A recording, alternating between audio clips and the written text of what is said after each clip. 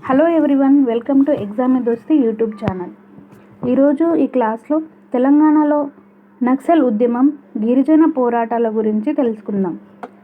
ఈ వీడియోలో కవర్ చేయబడ్డ టాపిక్స్: కమ్యూనిస్ట్ పార్టీ యొక్క పూర్వపరాలు, నక్సల్ బరీ ఉద్యమం, ఆంధ్రప్రదేశ్లో నక్సలైట్ పోరాటం, తెలంగాణలో నక్సలైట్ దాడులు మరియు సభలు, తెలంగాణలో గిరిజన పోరాటాలు, రామ్జీ గౌడ్ తిరుగుబాటు, కొమరం భీం తిరుగుబాటు, గిరిజనులకు ఇవ్వబడిన రాజ్యాంగ మరియు శాసనపరమైన రక్షణలు.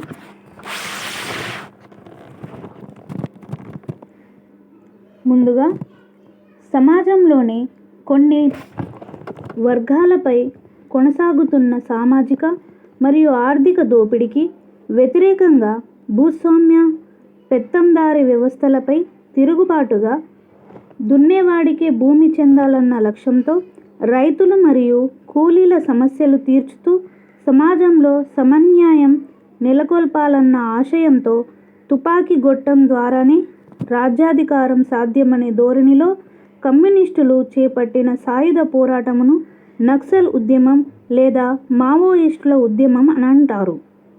తెలంగాణలో నిజాం రాజ్యంలోని భూస్వామ్య వ్యవస్థను నిర్మూలించడానికి 1946-51 మధ్యలో కూడా కమ్యూనిస్టులు సాయుధ పోరాటాన్ని కొనసాగించారు.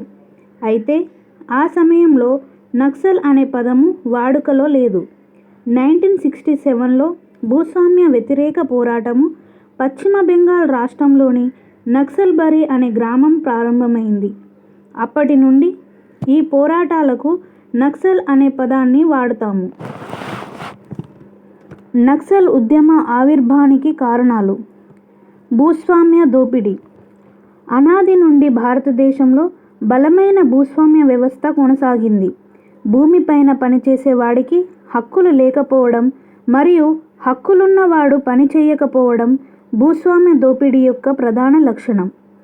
భూ సంస్కరణల వైఫల్యం. స్వాతంత్ర్యానంతరం భూస్వామ్య వ్యవస్థను అంతం చేయడానికి ప్రభుత్వాలు చేపట్టిన భూ సంస్కరణలు, ల్యాండ్ రిఫార్మ్స్ విఫలం కావడం నక్సల్ ఉద్యమాలకు ప్రధాన కారణమని చెప్పవచ్చు.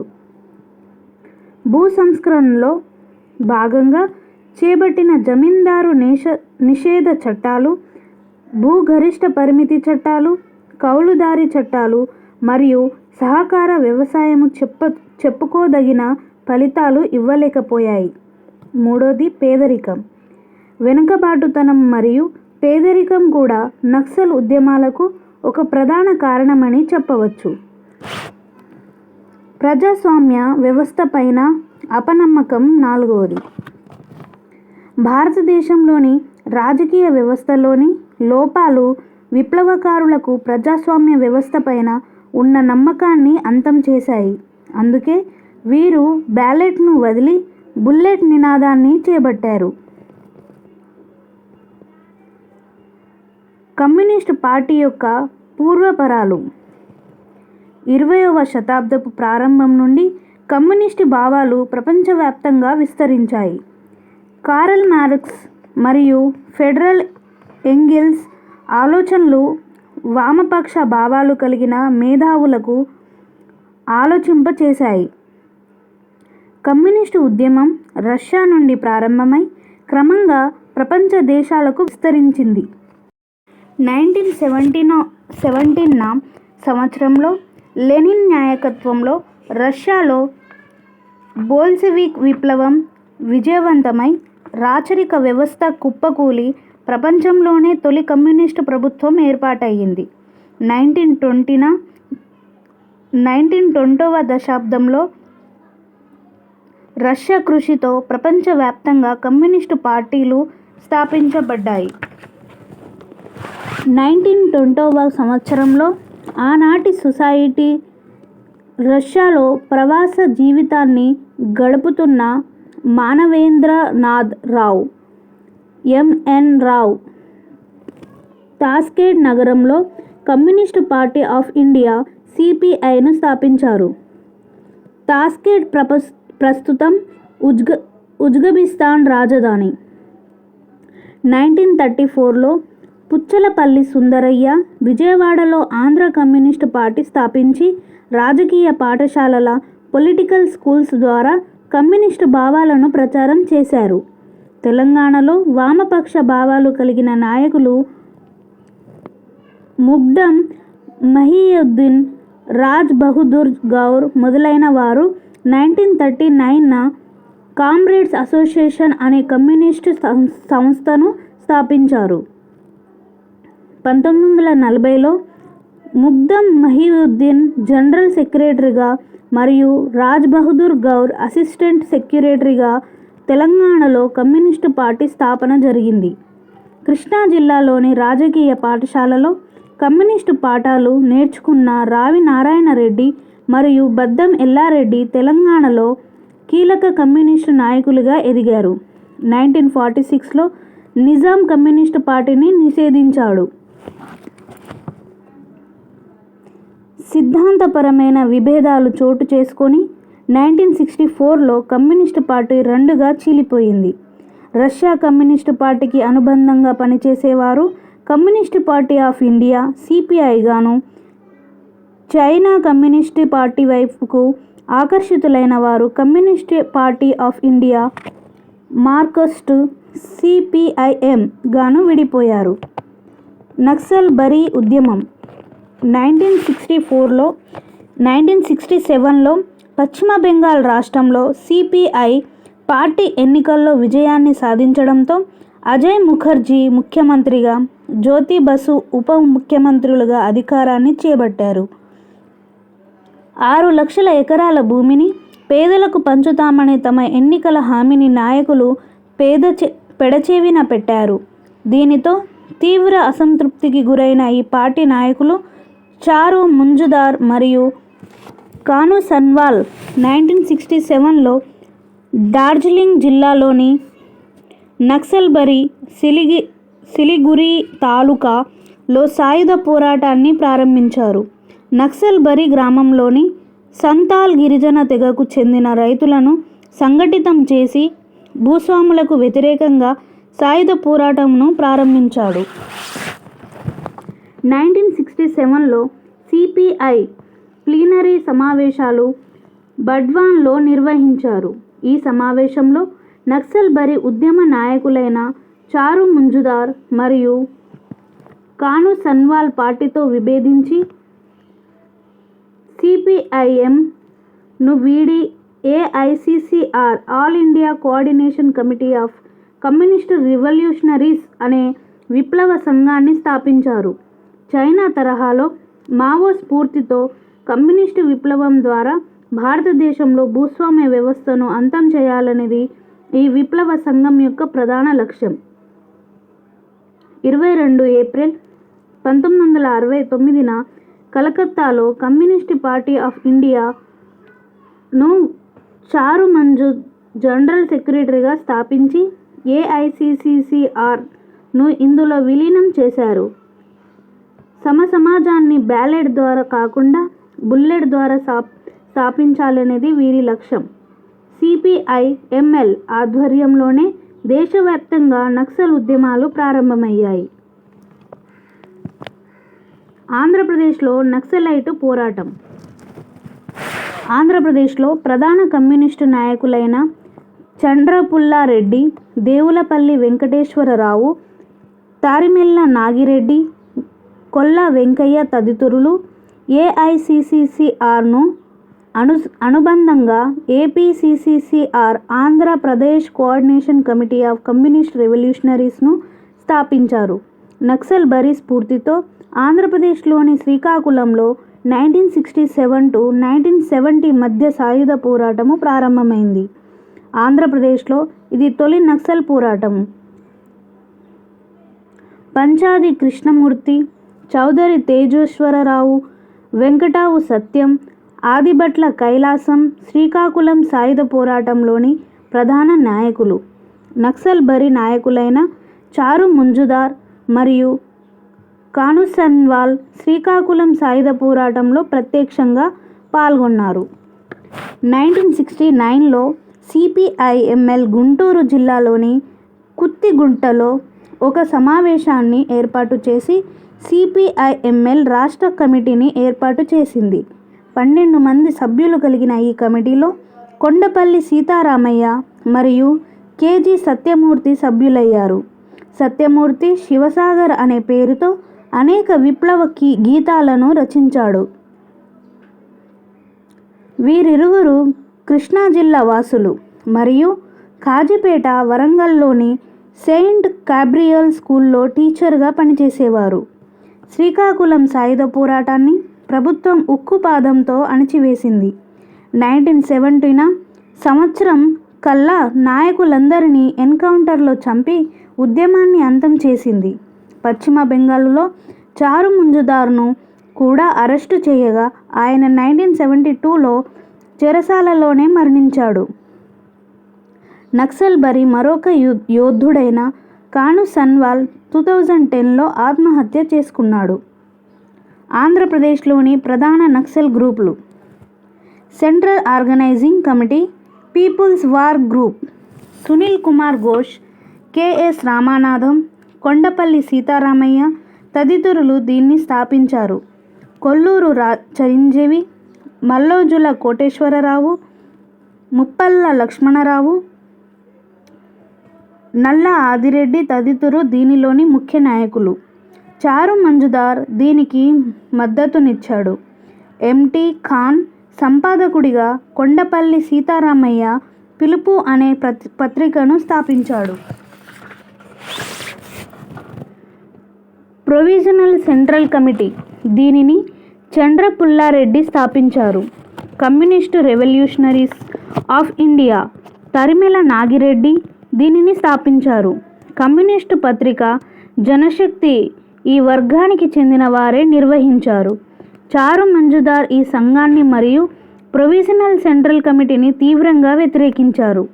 19 డిసెంబర్ 1969న దేవులపల్లి వెంకటేశ్వరరావుతో సహా తరిమెల నాగిరెడ్డిని మద్రాసులోని అన్నానగర్లో పోలీసులు అరెస్ట్ చేశారు. తరిమెల నాగిరెడ్డి జైలులోనే తాకట్టులో భారతదేశం అనే పుస్తకాన్ని రచించారు. జనశక్తి 1992లో 7 విప్లవ పార్టీలు కలిసి సిపిఐ-ఎంఎల్ జనశక్తిగా అవతరించాయి. కూర రాజన్న మరియు రామచంద్రన్ దీని ప్రధాన నాయకులు. కూర దేవేందర్ అలియాస్ అమర్ కూడా ముఖ్య సభ్యుడు. Communist party United states of India. మా రోజు వీరన్న సిపిఐ-ఎంఎల్ జనశక్తి నుండి విడిపోయి communist party United states of ఇండియాను స్థాపించారు. ఈయన దళిత బహుజన మహాసభను కూడా స్థాపించాడు. 1999లో పోలీస్ ఎన్కౌంటర్లో మరణించాడు. 6th న్యూడెమోక్రసీ ఫైల వాసుదేవరావు, రాయల చంద్రశేఖర్, పుల్లారెడ్డి తదితర నాయకులు సిపిఐ-ఎంఎల్ నుండి బయటకొచ్చి సిపిఐ-ఎంఎల్ న్యూ డెమోక్రసీ అనే కొత్త గ్రూపును ఏర్పాటు చేశారు. Communist party of India Maoist 2004న భారతదేశంలోని అన్ని నక్సల్ గ్రూపులు కలిసి కమ్యూనిస్ట్ పార్టీ ఆఫ్ ఇండియా మావోయిస్టులు సిపిఐ-మోయిస్ట్గా అవతరించాయి. నక్సల్ ఉద్యమానికి అనుబంధంగా పనిచేసిన విద్యార్థి సంఘాలు: ఫస్ట్ వన్ స్టూడెంట్స్ ఫెడరేషన్, ఇది 1960లో స్థాపించబడింది.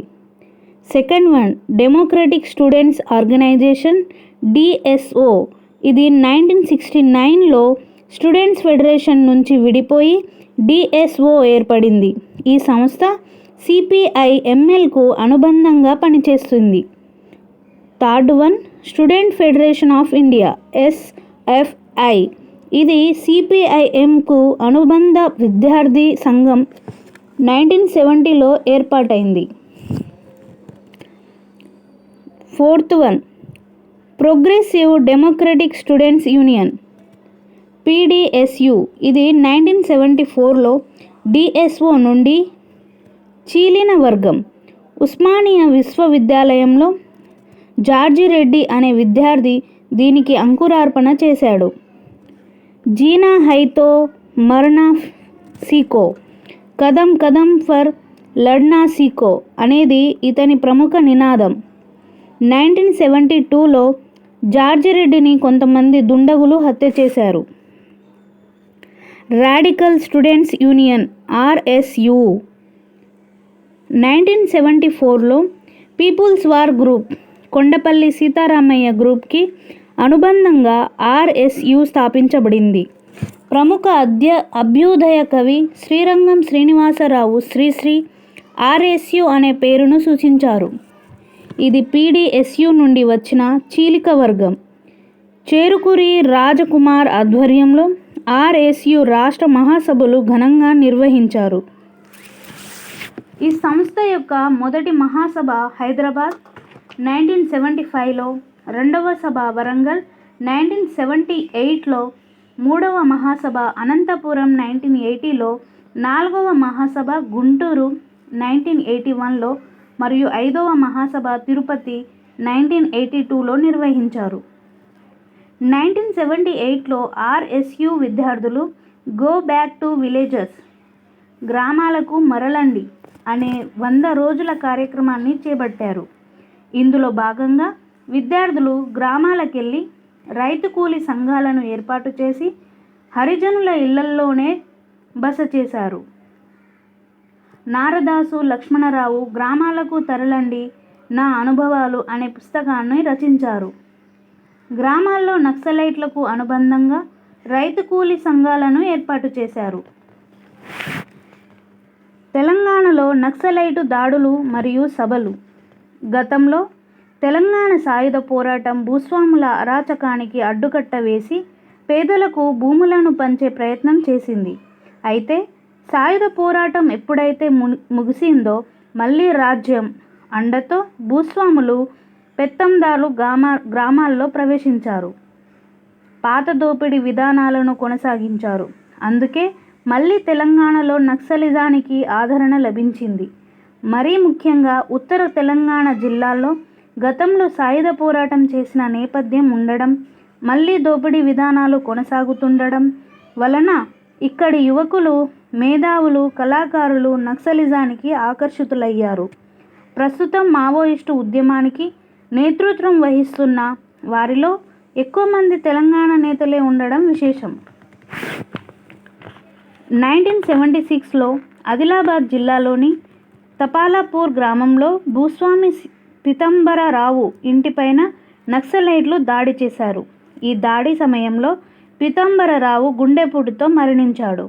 అంత్యక్రియలకు హాజరు కావడానికి హైదరాబాద్ నుండి వచ్చిన ఇతని 2 కుమారులను నక్సలైట్లు హత్య చేశారు. 1977లో నక్సలైటు గొల్లపల్లిలో జగిత్యాల ఒక మహాసభను నిర్వహించారు. ఈ సభకు వేలాదిగా రైతు కూలీ సంఘం సభ్యులు హాజరయ్యారు. దున్నేవాడిదే భూమి అనే నినాదం గొల్లపల్లి సభలో మారుమోగింది. 1977లో రైతు కూలీ సంఘం నాయకులైన లక్ష్మీరాజ్యం, తిమ్మాపురం, సిరిసిల్ల మరియు పోషెట్టి కన్నాపూర్ జగిత్యాలను భూస్వాములు దారుణంగా హత్య చేశారు. ఆ తర్వాత సిరిసిల్ల ప్రాంతంలో కంది లచ్చిరెడ్డి నాయకత్వంలో రైతు కూలీ సంఘం భూస్వాముల ఆగడాలను ఎదురించింది.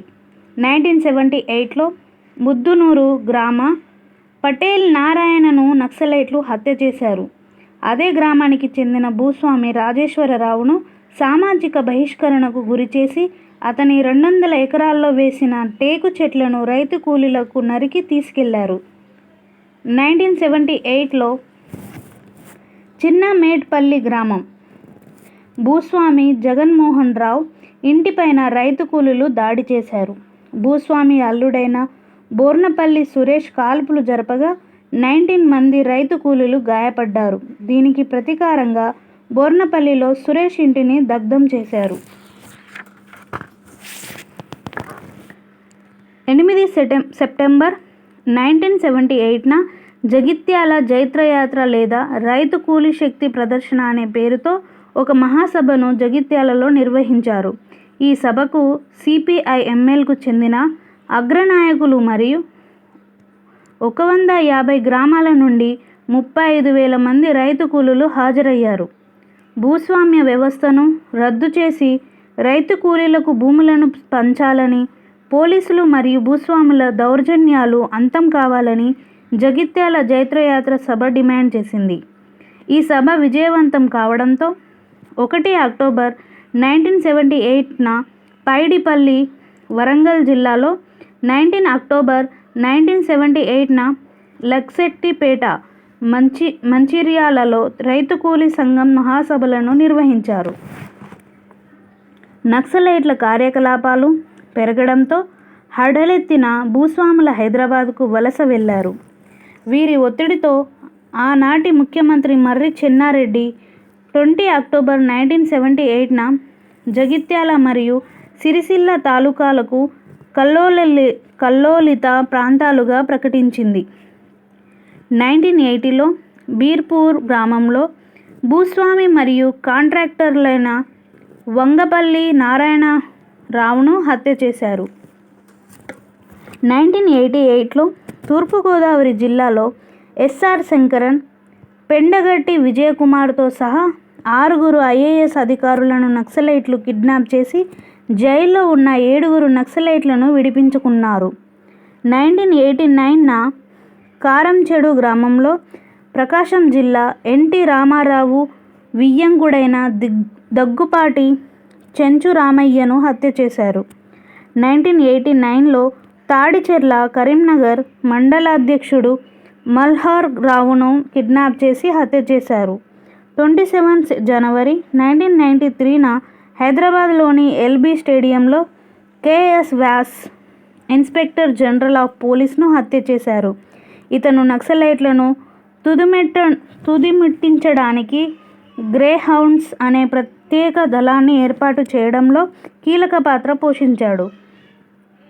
భువనగిరికి చెందిన నక్సలైట్ సంఘం ఈ హత్య కేసులో కీలక నిందితుడు. 30 జనవరి 1993న విశాఖ ఏజెన్సీ ప్రాంతంలో ఎమ్మెల్యే పసుపులేటి బాలరాజును కిడ్నాప్ చేసి క్రాంతి రణదేవ్ అనే నక్సల్ను విడిపించుకున్నారు. 14 నవంబర్ 1993న మందుపాతర పేల్చి మహబూబ్ నగర్ జిల్లా పోలీస్ అధికారి ఎస్పీ పరదేశి నాయుడు సహా 11 మంది పోలీసులను చంపారు. నక్సలైటు పులి అంజయ్య ఎన్కౌంటర్కు ప్రతీకారంగా ఈ చర్య చేపట్టారు. 7 మార్చి 2000న ఆనాటి హోంమంత్రి ఎలిమినేటి మాధవరెడ్డికి మందుపాతర పేల్చి హత్య చేశారు. నక్సలైటు ఉద్యమ సానుభూతి పరురాలు మరియు విప్లవ నాయకురాలు బెల్ల లలిత హత్యకు ప్రతీకారంగా నక్సలైట్లు హోంమంత్రిని హత్య చేశారు. మాజీ నక్సలైటు సాయం ద్వారా పోలీసులే బెల్లం లలితను హత్య చేయించారని ఆమె కుటుంబ సభ్యులు ఆరోపించారు.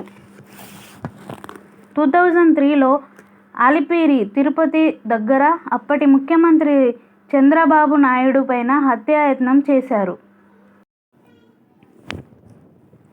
ఇంద్రవెల్లి హత్యాకాండ 20 ఏప్రిల్ 1981 ఆదిలాబాద్ జిల్లా ఉట్నూరు సమీపంలోని ఇంద్రవెల్లి గ్రామంలో రైతు కూలీ సంఘం యొక్క సభను ఏర్పాటు చేశారు. ఈ సభకు పోలీసులు అనుమతి నిరాకరించి 144 సెక్షన్ను విధించారు. గిరిజనులు నిషిద్ధాజ్ఞలై ఉల్లంఘించి భారీగా ఈ సమావేశానికి హాజరయ్యారు. పోడు వ్యవసాయ భూములకు పట్టాలివ్వాలని, గిరిజనుల ఉత్పత్తులకు గిట్టుబాటు ధరనిచ్చి వ్యాపారస్తుల మోసాలను అరికట్టాలని ఈ సభలో డిమాండ్ చేశారు. ఇక్కడ పోలీసులు జరిపిన కాల్పుల్లో 13 మంది గిరిజనులు చనిపోయారు. అనధికార లెక్కల ప్రకారం దాదాపు 60 మంది చనిపోయారు. ఇది ఆంధ్ర జలియన్ వాలా బాగ్ సంఘటనగా పేరుగాంచింది. అంజయ్య ముఖ్యమంత్రిగా ఉన్నప్పుడు ఇంద్రవెల్లి సంఘటనలో మరణించిన వారి జ్ఞాపకార్థం అమరవీరుల స్తూపాన్ని నిర్మించారు. నక్సలైట్ ఎన్కౌంటర్లపైన నియమించబడిన కమిటీలు. తార్కుండే కమిటీ 1977 ఎమర్జెన్సీ కాలంలో 1975-77 జరిగిన ఎన్కౌంటర్లను విచారించడానికి కేంద్రంలోని జనతా ప్రభుత్వం నియమించింది. భార్గవ కమిటీ 1977 ఈ కమిటీని ఆనాటి ముఖ్యమంత్రి జలగం వెంకలరావు నియమించారు. 1968-77 మధ్య జరిగిన ఎన్కౌంటర్లను ఈ కమిటీ విచారించింది. టి.ఎల్.ఎన్. రెడ్డి కమిటీ 1990 ఆనాటి ముఖ్యమంత్రి మర్రి చెన్నారెడ్డి నియమించారు. నక్సలైటు ఉద్యమము పట్ల వివిధ ప్రభుత్వాల వైఖరి 1990లో మర్రి చెన్నారెడ్డి నక్సలైట్లపైన ఉన్న నిషేధాన్ని ఎత్తివేసి ఎన్.టి. రామారావు హయాంలో ఏర్పాటు చేసిన గ్రే హౌస్ను రద్దు చేశారు. నక్సలైట్లు సాయుధ పోరాటాన్ని వీడి జనజీవన స్రవంతిలో కలవాలని పిలుపునిచ్చారు.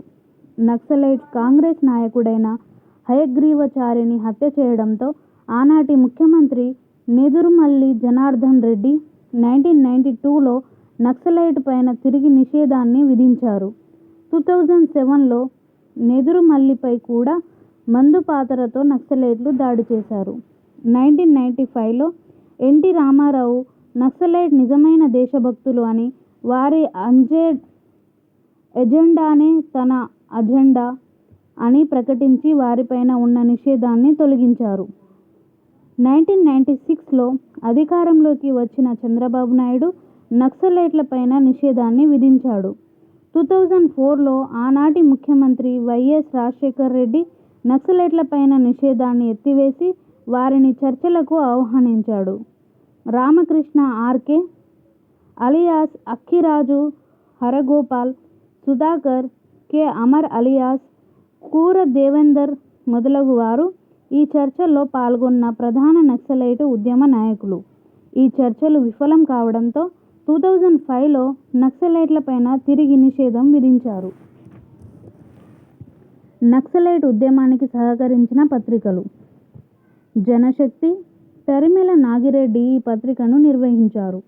జీవనాడి దేవులపల్లి వెంకటేశ్వరరావు ఈ పత్రికను చాకలి ఐలమ్మ చేతుల మీదుగా ప్రారంభించారు. అశ్విని కుమార్ దీని సంపాదకుడు. వడిసెలె వి. ప్రకాష్ సంపాదకుడు. ఆలోచన ఈ పత్రికను డెమోక్రటిక్ స్టూడెంట్స్ ఆర్గనైజేషన్ నిర్వహించింది. గత 5 దశాబ్దాలకు పైగా తెలంగాణతో పాటు ఆంధ్రప్రదేశ్, ఛత్తీస్గఢ్, బీహార్, బెంగాల్ మీదుగా సుమారు 100కి పైగా జిల్లాల్లో మావోయిస్టులు తమ ఉనికిని చాటుకుంటూనే ఉన్నారు. ఆంధ్రప్రదేశ్ నుండి నేపాల్ దాకా రెడ్ కారిడార్ ఏర్పాటు చేయాలనే లక్ష్యంతో ముందుకు సాగుతున్నారు. మరోవైపు ప్రభుత్వం కూడా వారిని ఉక్కుపాదంతో అణిచివేసేందుకు ఆపరేషన్ గ్రీన్ హర్డ్ లాంటి కార్యక్రమాలలో నక్సలైట్లను నిర్మూలించేందుకు ప్రయత్నిస్తుంది. ఈ ఘర్షణలో కొన్ని వేల ప్రాణాలు అటూ ఇటూ బలయ్యాయి. ఈ విషయంలో అటు నక్సలైట్లు, ఇటు ప్రభుత్వం వారి వారి సిద్ధాంతాల విషయంలో పునరాలోచన చేయాల్సిన అవసరం ఉంది. ప్రభుత్వం కేవలం దీనిని శాంతి భద్రతల సమస్యగానే చూడకుండా దీని వెనుకనున్న ఆర్థిక, సామాజిక నేపథ్యాన్ని దృష్టిలో పెట్టుకొని పేదరికం, వెనుకబాటుతనం, అభివృద్ధి, అక్షరాస్యత, దోపిడీ నిర్మూలన మొదలైన అంశాలపై దృష్టి సారించాలి. అటు మావోయిస్టులు కూడా తుపాకీ గొట్టం ద్వారానే అధికారం సాధ్యమనే భావనను వీడనాడి ప్రపంచవ్యాప్తంగా విజయవంతమైన ప్రజాస్వామ్య భావనను అందిపుచ్చుకొని ప్రజల పక్షాన నేరుగా నిలబడడానికి కృషి చేయాల్సిన అవసరం ఉంది. తెలంగాణలో గిరిజన పోరాటాలు భారతదేశంలో దాదాపుగా 705 తెగలను షెడ్యూల్ తెగలుగా ఎస్టీగా గుర్తించడం జరిగింది. 2011 జనాభా లెక్కల ప్రకారం భారతదేశంలో ఎస్టీలు 8.6% కాగా తెలంగాణలో 9.34%. షెడ్యూల్ తెగల ప్రజలు తెలంగాణలో మహబూబాబాద్ జిల్లాలో అత్యధికంగా 37%, అత్యల్పంగా హైదరాబాద్ జిల్లాలో 1.24% ఉన్నారు. తెలంగాణలోని గిరిజనుల్లో లంబాడీలు, సుగాలీలు, బంజారాలు అత్యధికంగా 64% ఉన్నారు. 1976లో ఆంధ్రప్రదేశ్ ప్రభుత్వం జీవో నెంబర్ 149 ద్వారా లంబాడీలను షెడ్యూల్ తెగల్లోకి చేర్చడం జరిగింది. తెలంగాణ ప్రభుత్వం 2015లో కైతి లంబాడ మరియు వాల్మీకి బోయ కులాలను ఎస్టీలో చేర్చడానికి చెల్లప్ప కమిషన్ను వేసింది. తెలంగాణలోని ముఖ్యమైన షెడ్యూల్ తెగలు. ఉమ్మడి ఆదిలాబాద్ జిల్లాలో ప్రధానంగా గోండు, కోలం, పర్దాన్, తోటి, నాయక్పోడ్, బిల్లు తెగలున్నాయి. ఉమ్మడి ఖమ్మం జిల్లాలో కోయ, నాయక్పోడ్, కొండారెడ్డి తెగలున్నాయి. ఉమ్మడి వరంగల్ జిల్లాలో ముఖ్యంగా మేడారం ప్రాంతంలో కోయ తెగ ఉంది. ఉమ్మడి మహబూబ్ నగర్ జిల్లాలో, ప్రస్తుత నగర్ కర్నూలు జిల్లా ప్రధానంగా చెంచు తెగ కనిపిస్తుంది. లంబాడి, సుగాలి, బంజారా, యానాది మరియు ఎరుకలి తెగలు రాష్ట్ర వ్యాప్తంగా అన్ని జిల్లాల్లో కనిపిస్తాయి. వెనుకబడిన గిరిజన తెగల అభివృద్ధి కోసం తెలంగాణలో 4 ఇంటిగ్రేటెడ్ ట్రైబల్ డెవలప్మెంట్ ఏజెన్సీ ITDAలున్నాయి. అవి ఆదిలాబాద్ జిల్లాలో ఉట్నూరు ITDA, ములుగు జిల్లాలో ఎటునాగారం ITDA, భద్రాద్రి కొత్తగూడెం జిల్లాలో భద్రాచలం ITDA మరియు నగర్ కర్నూలు జిల్లాలో ప్రత్యేకంగా చెంచు గిరిజనుల కోసం మున్నమూరు ITDA. ఇటీవల తెలంగాణలో ఆదివాసులు, కొండ ప్రాంతాల్లో నివసిస్తున్న గిరిజనులు, మైదాన ప్రాంతాల్లో నివసిస్తూ అభివృద్ధి సాధించిన లంబాడీలను షెడ్యూల్ తెగల నుండి తొలగించి ఆదివాసులకే పూర్తి రిజర్వేషన్లు అమలు చేయాలని పోరాటాన్ని చేపట్టారు. నిజాం పాలనకు వ్యతిరేకంగా గోండుల తిరుగుబాట్లు. నిజాం నిరంకుశ పాలనను వ్యతిరేకిస్తూ స్వేచ్ఛాప్రియులైన గోండులు 2 సార్లు తిరుగుబాటు చేసి సాయుధ పోరాటాన్ని కొనసాగించారు. రాంజీగోండ్ తిరుగుబాటు. తెలంగాణలో తొలి గిరిజన సాయుధ పోరాటము 1857లో రాంజీగోండ్ నాయకత్వంలో కొనసాగింది. సిపాయిల తిరుగుబాటు కూడా ఇదే సమయంలో జరగడం గమనార్హం. గిరిజన ప్రాంతాలపై నిజాం పాలనలో మరియు ఆంగ్లేయుల ఆధిపత్యమును అంతం చేసి నిర్మల్ కేంద్రంగా స్వతంత్ర గోండ్వానా రాజ్యాన్ని స్థాపించాలనే లక్ష్యంతో రాంజీగోండ్ పోరాడాడు. ఈ పోరాటాన్ని రోహిల్లా నాయకుడైన హజిరోల్లా పూర్తి మద్దతునిచ్చాడు. ఆంగ్లేయ సేనాని కల్నల్ రాబర్ట్ తిరుగుబాటును అణచివేసి రాంజీగోండ్తో పాటుగా 1000 మందిని నిర్మల్లోని మర్రి చెట్టుకు ఉరితీశారు. ఈ చెట్టును నిర్మల్ వాసులు 1000 ఊరుల మర్రి అని పిలిచేవారు. కొమరం భీం తిరుగుబాటు. రాంజీగోండ్ స్ఫూర్తితో గోండు గిరిజన తెగకు చెందిన కొమరం భీం 1938 to 1940 మధ్యలో నిజాం నిరంకుశ పాలనకు మరియు జాగీర్దార్ల దోపిడీకి వ్యతిరేకంగా సాయుధ పోరాటము చేశారు. కొమరం భీం 22 అక్టోబర్ 1901న సంకెపల్లి గ్రామం, కొమరం భీం, ఆసిఫాబాద్ జిల్లాలో చిన్ను మరియు సొంబాయి దంపతులకు జన్మించాడు. ఈ ప్రాంతంలోని గోండు, కోలం, పరదాన్, తోటి, నాయక్పోడ్ గిరిజన ప్రజల పోడు వ్యవసాయం, షిఫ్టింగ్ కల్టివేషన్ ద్వారా జొన్నలు, కందులు మొదలైన పంటలు పండించేవారు. నిజాం ప్రభుత్వం పోడు వ్యవసాయం వలన అడవులు నాశనం అవుతున్నాయనే నెపంతో దీనిని నిషేధించింది. దీంతో జీవనోపాధి కోల్పోయిన పేద గిరిజనులు బీడు భూముల్లో వ్యవసాయం చేపట్టగా స్థానిక జాగీర్దార్లు ఆ బీడు భూములు తమవని గిరిజనులను దోపిడీ చేసేవారు. కొమరం భీం సంకెపల్లి సాగు చేస్తున్న భూములను స్థానిక జాగీర్దార్ స్వాధీనం చేసుకోవడంతో అతను సమీపంలోని సర్దాపూర్లో స్థిరపడ్డాడు. అక్కడున్న బంజారు భూమిని కష్టపడి సాగులోకి తెస్తే ఆ భూమిని అక్కడి జాగీర్దార్ సిద్దకి దౌర్జన్యంగా స్వాధీనం చేసుకున్నాడు. దీంతో కొమరం భీం జాగీర్దార్ దౌర్జన్యాన్ని అడ్డుకున్నాడు. అక్కడ జరిగిన ఘర్షణల్లో కొమరం భీం కొట్టిన దెబ్బలతో జాగీర్దార్ సిద్దకి పడిపోయాడు. ఇతను చనిపోయాడనుకొని కొమరం భీం నిజాం రాజ్యాన్ని వదిలి పారిపోయాడు. కొమరం భీం కొంతకాలం మహారాష్ట్రలోని చంద్రపూర్లో విదోబా అనే విప్లవవాది నడుపుతున్న ప్రింటింగ్ ప్రెస్లో పనిచేశాడు. అక్కడ కొంతవరకు చదువుకొని విదోబా నుండి విప్లవ భావాలు నేర్చుకున్నాడు. బ్రిటిష్ పోలీసులు విదోబాను అరెస్టు చేసి ప్రింటింగ్ ప్రెస్ను స్వాధీనం చేసుకోవడంతో కొమరం భీం అస్సాంకు పారిపోయాడు. అస్సాంలోని తేయాకు తోటల్లో 5 ఏళ్ల వరకు పనిచేసి అక్కడ పనిచేస్తున్న కూలీలను సంఘటితం చేసి సరైన వేతనాలివ్వాలని సమ్మె నిర్వహించాడు. 1938లో అస్సాం నుంచి తిరిగి వచ్చి జోడేఘట్ అనే గిరిజన గ్రామంలో స్థిరపడి నిజాంకు వ్యతిరేకంగా సాయుధ పోరాటాన్ని ప్రారంభించాడు. జల్, జంగల్, జమీన్ మరియు మన జెండా, రగల్ జెండా అనే నినాదాలతో 12 గిరిజన గ్రామాలను కలిపి స్వతంత్ర గోండ్వానా రాజ్యాన్ని ప్రకటించాడు. వీటిలో బాబేర్ జురి, చాల్బడి, గోగెన్ మోవాడ్, దేవుడిగూడ, కల్లెంగం, నర్సాపూర్, జోడెన్ఘట్, పట్నాపూర్, అంకుశాపూర్ మొదలైన గ్రామాలున్నాయి. గోండులతో పాటుగా ఉమ్మడి ఆదిలాబాద్ జిల్లాలోని ఇతర గిరిజన తెగలు కూడా ఈ సాయుధ పోరాటంలో పాల్గొన్నాయి.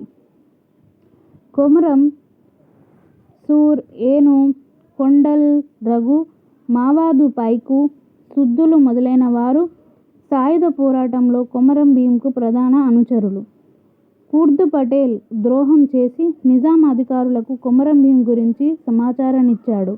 ఆ ప్రాంతానికి తాలూక్దారైన అబ్దుల్ సత్తర్ బలగాలతో దాడి చేసి 8 అక్టోబర్ 1940న కొమరం భీమును మరియు 13 మంది అనుచరులను చంపేశాడు. చనిపోయిన వారిలో కొమరం రఘు, రాజు, గొద్దు, గంగు, ఆత్రం భీం మొదలైన వారు ఉన్నారు. కొమరం పులిగా పిలువబడే ఈ వీరుడి సమాధి జోడేఘట్లో ఉంది. హైదరాబాద్లోని ప్రముఖ ఉర్దూ పత్రిక తీర్మాయిజ్ సంపాదకుడు సిరాజుల్ హసన్ ఈ పోరాటానికి మద్దతునిచ్చాడు. కొమరం భీం పోరాటం ముగిసిన తర్వాత నిజాం గిరిజన సమస్యలపైన హైమండార్ఫ్ కమిటీని నియమించాడు. హైమండార్ఫ్ నిజాం కళాశాలలో పనిచేస్తున్న ఆస్ట్రియా దేశానికి చెందిన మానవ శాస్త్రవేత్త, ఆస్ట్రియన్ ఆంథ్రోపాలజిస్ట్. ఇతను తన కుటుంబంతో సహా గిరిజన గ్రామాల్లో ఉంటూ గిరిజన సంస్కృతి మరియు గిరిజన సమస్యలపైన లోతైన అధ్యయనం చేశాడు. తనకు అప్పుడు గోండు యువకుడు లచ్చు పటేల్ పేరును తన కుమారుడికి పెట్టుకున్నాడు. గిరిజనులపైన అనేక పుస్తకాలు రచించాడు. అందులో ముఖ్యంగా tribal Hyderabad, the Raj Gonds of Adilabad, tribes of India, the struggle for survival, the Chenchus, tribes of Deccan. ఆదివాసులు హైమండార్ఫ్ విగ్రహాన్ని ఆసిఫాబాద్ జిల్లాలోని మార్లవాయి గ్రామంలో ఏర్పాటు చేసుకొని తమ అభిమానాన్ని చాటుకున్నారు. గోండు తెగ నిర్వహించే నాగోబా జాతర సమయంలో గిరిజన దర్బారును ఏర్పాటు చేసి వారి సమస్యలను అధికారులకు విన్నవించుకోవడం ఆనవాయితీ. అల్లం రాజయ్య మరియు సాహు అనే రచయితలు కొమరం భీమ అనే నవలను రాశారు. అల్లాని శ్రీధర్ కొమరం భీం అనే సినిమాను కూడా తీశారు.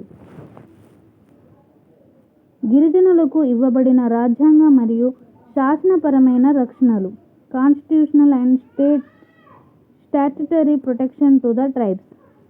భారత రాజ్యాంగంలోని 5వ షెడ్యూల్ భారతదేశంలో గిరిజన ప్రాంతాలను ఈశాన్య రాష్ట్రాలు మినహా షెడ్యూల్డ్ ఏరియాలుగా గుర్తించింది.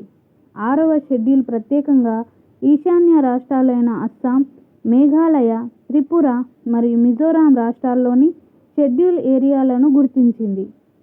హైమండార్ఫ్ గిరిజన సమస్యలపైన ఇచ్చిన నివేదిక ఆధారంగా జేఎన్ చౌదరి ప్రభుత్వం 1949లో తెలంగాణ రీజియనల్ ట్రైబల్ ఏరియా రూల్స్ను జారీ చేసింది. ఈ చట్టం తెలంగాణలో 1963న కొనసాగింది. ఆంధ్రప్రదేశ్ ప్రభుత్వం చేసిన Andhra Pradesh schedule areas land transfer regulation 1959ను తెలంగాణలో 1963లో అమల్లోకి తెచ్చారు. నక్సల్బరీ ఉద్యమం మరియు శ్రీకాకుళ సాయుధ పోరాట నేపథ్యంలో గిరిజనుల్లో పెరిగిన అశాంతిని గమనించిన ప్రభుత్వం 1970లో Andhra Pradesh schedule areas land transfer రెగ్యులేషన్కు సవరణలు చేపట్టింది. దీనినే 1/70 చట్టం అంటారు. 1970లో చేపట్టిన తొలి సవరణ అని అర్థం.